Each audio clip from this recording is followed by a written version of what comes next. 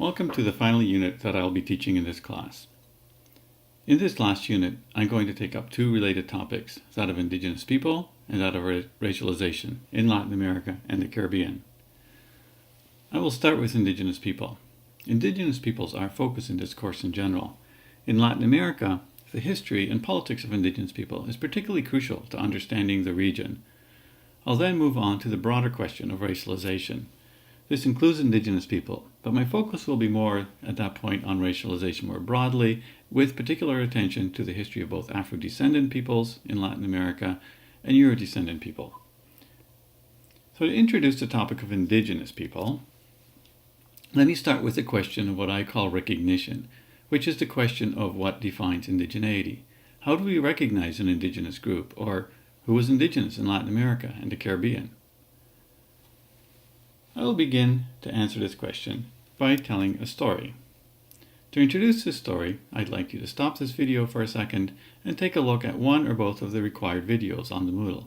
You don't need to watch to the end. If you want, you can watch for a minute or two until you get the idea.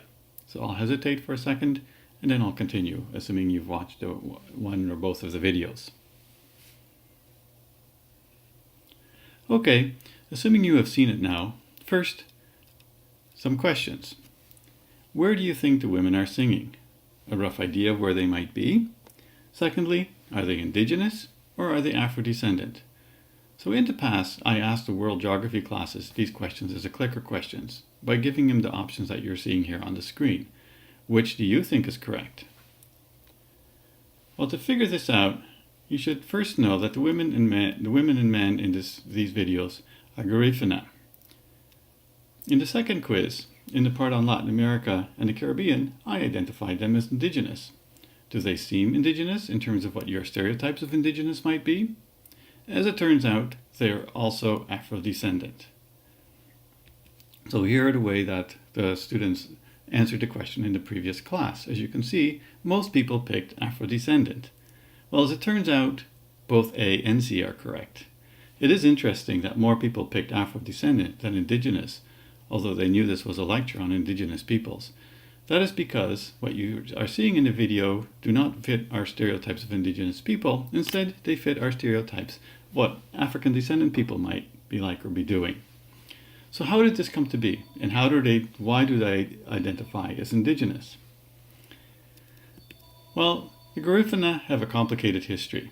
According to the story of their ancestry, the Carib people, now also called the Galipona, which you see on the screen here, migrated from South America to the Caribbean islands around 1200. They moved in on and mixed with people who were already there, sometimes called the Arawak, also called the Taino, which is what I mentioned before in this class. They had moved from South America earlier. At any rate, we know that the Garifuna language today includes elements of languages of both of these groups, so we do know that they are partly the product of a mixing of these groups. With the arrival of the European, most of these indigenous people died from disease or were killed, but some survived on two islands that the Europeans were not able to conquer through the 1600s and 1700s, which included the island today called St. Vincent. According to this origin story of the Garifuna, in 1635, two Spanish ships carrying African slaves ended up on the island, perhaps by shipwreck, perhaps because they were seized by the inhabitants. In fact, this part of the story is now being called into question. It may not have happened exactly this way. For example, the recommended video about the history of the Garifuna that I have on Moodle suggests that perhaps some Africans may have made their way over from the Atlantic on their own, even before the Europeans got there, even before Columbus.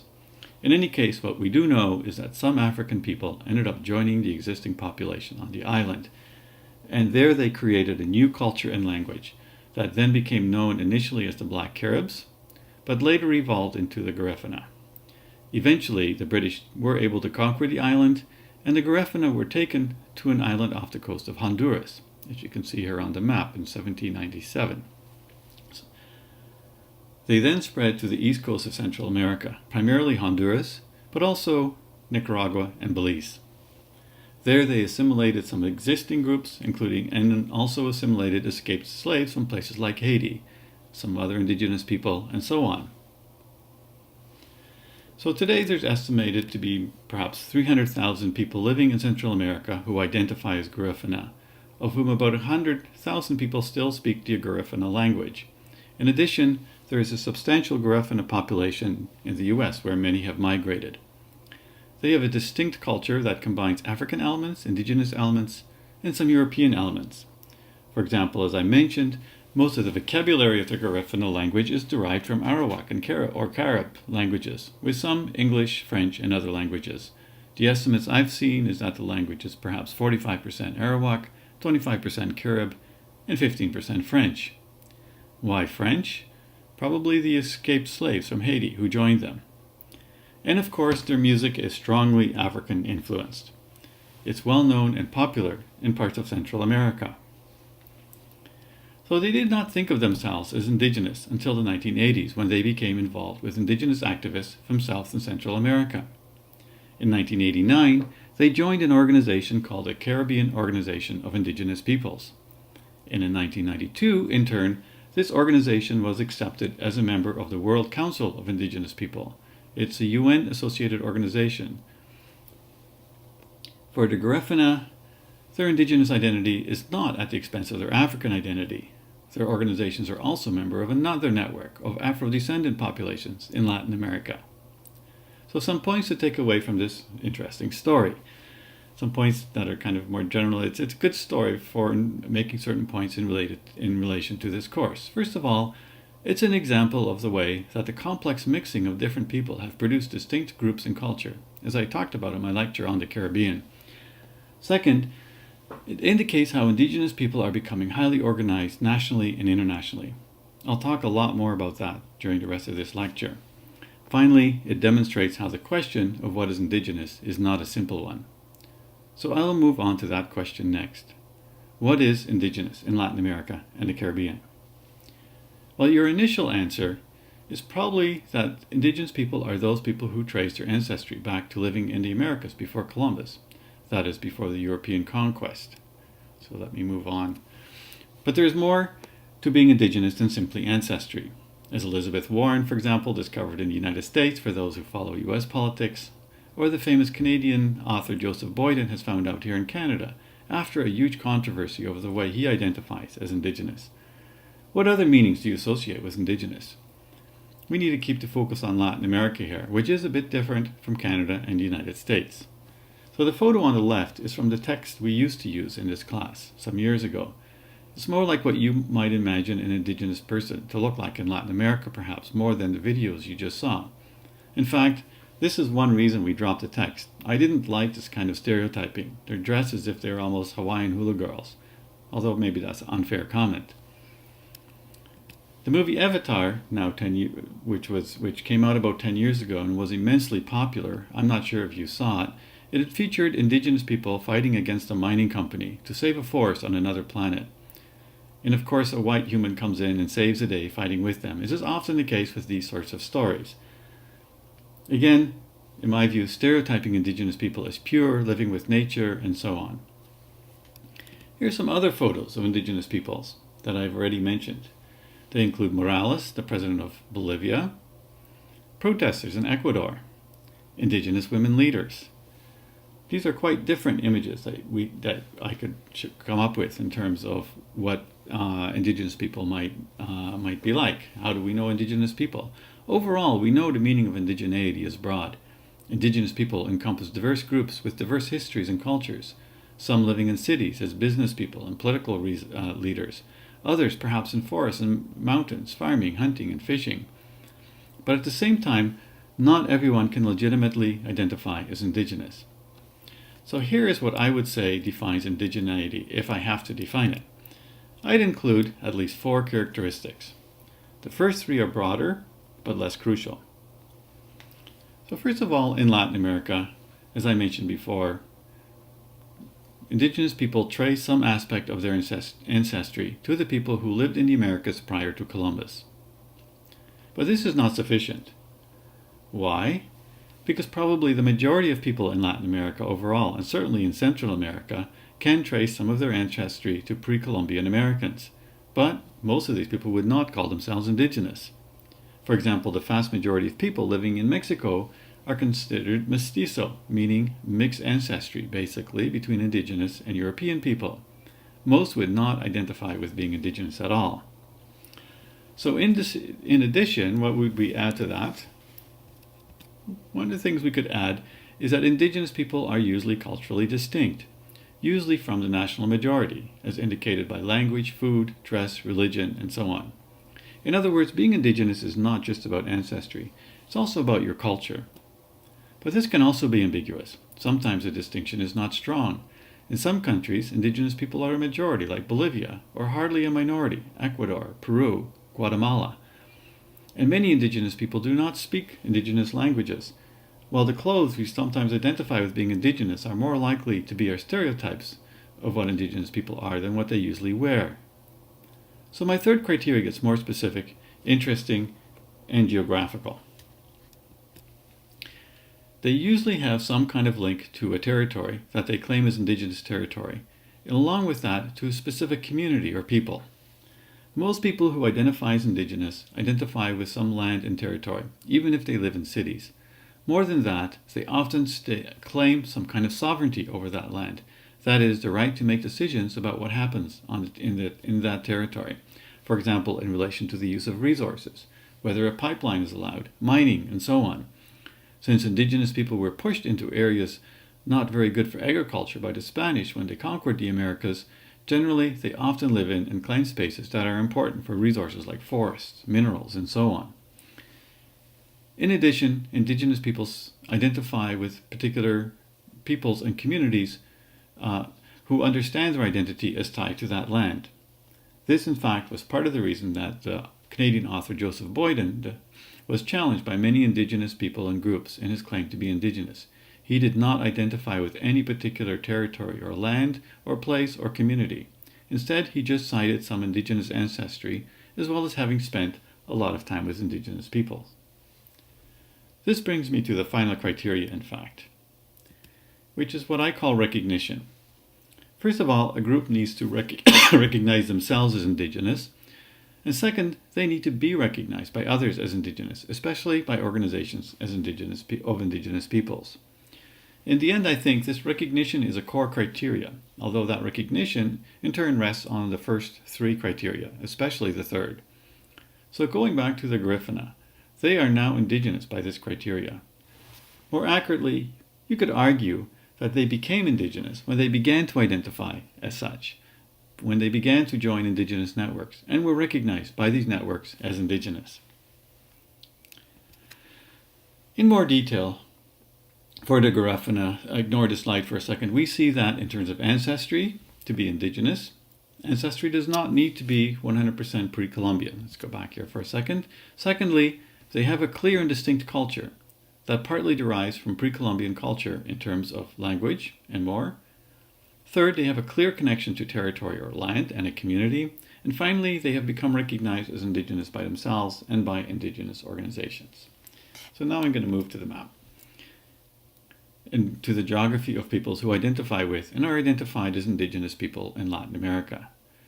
Although the population collapsed with European contact due to disease, genocide, and war, as I've already mentioned, indigenous populations remain significant, although unevenly distributed across Latin America.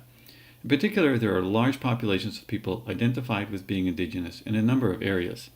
This map from the text shows where indigenous languages are spoken today and gives you an idea of the main areas where we find people who now identify as indigenous. It was done by a research institute, the Economic Commission for Latin America and the Caribbean, which is a well-known and legitimate research organization. I'm mentioning that because in a few minutes I'll show other estimates. Most indigenous people, as I mentioned earlier, are in areas that the Spanish and other European colonizers were not interested in because of lack of good agricultural land or other resources, or were remote and inaccessible for geographic reasons. In the latter case, indigenous people could thus fight off the Spanish and keep other colonizers away.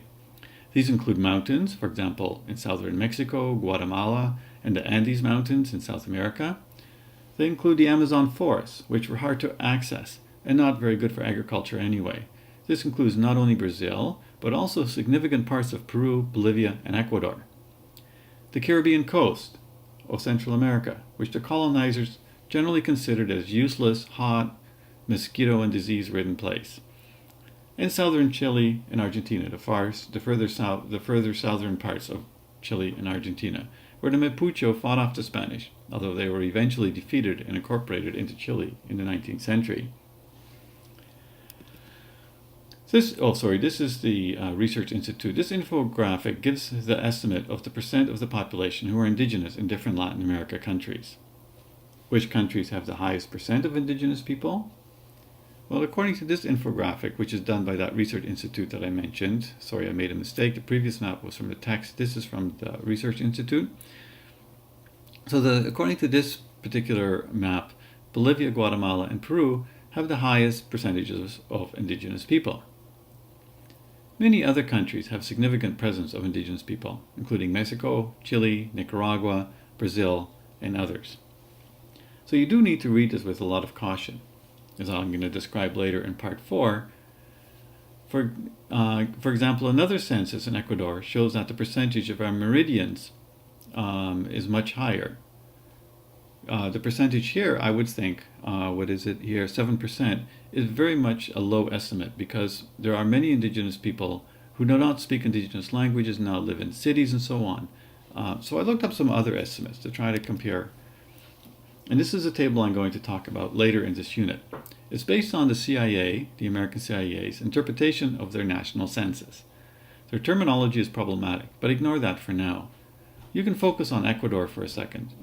This shows Amerindian, which is the CIA's term for indigenous, as 25% of the population, and as most of the rest as mestizo. Also, Mexican also shows a higher estimate than the previous map that I showed, 30% indigenous in the CIA numbers, which are, I think, based on censuses, as opposed to 15%. Peru in this data shows the percent indigenous as 45%. I don't know the reasons for these differences, but it's not something to worry about. Instead, the point is that it's not easy to know who is indigenous and how to count indigenous populations. But in many countries, at the same time, indigenous peoples are a large part of the population, and in at least one, perhaps two countries, are even a majority. I'm going to finish this part of the lecture on indigenous people with a few comments on their history and current politics as a lead into the second part.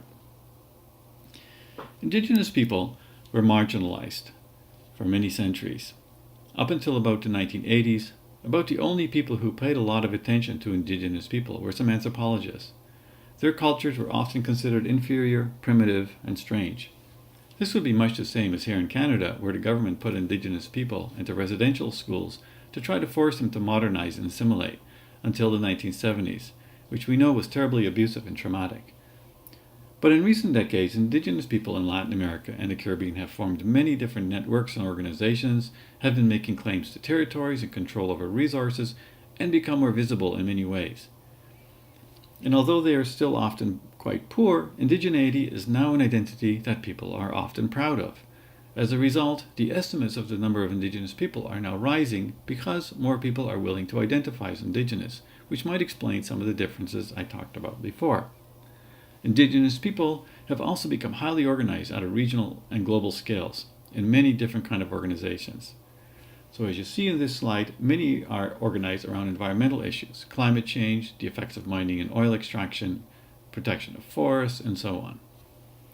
The main organization I want to mention is the UN Permanent Forum of Indigenous People. The forum has representatives from around the world, and it lobbies around the rights of indigenous people internationally. Their most significant effort for what I'm talking about today is something called the Declaration of the Rights of Indigenous Peoples. This declaration passed the General Assembly of the UN in New York in 2007, in September, about 10 years ago. The vote was 144 in favor, 4 opposed, with 11 abstentions. And this is going to lead me then into the next part of the lecture on indigenous consent and what it means for how we understand sovereignty and the different ways that indigenous people organize and act to claim sovereignty and the right to consent for activities on their territories. So this video is going to end here, and I'm going to continue in the next one.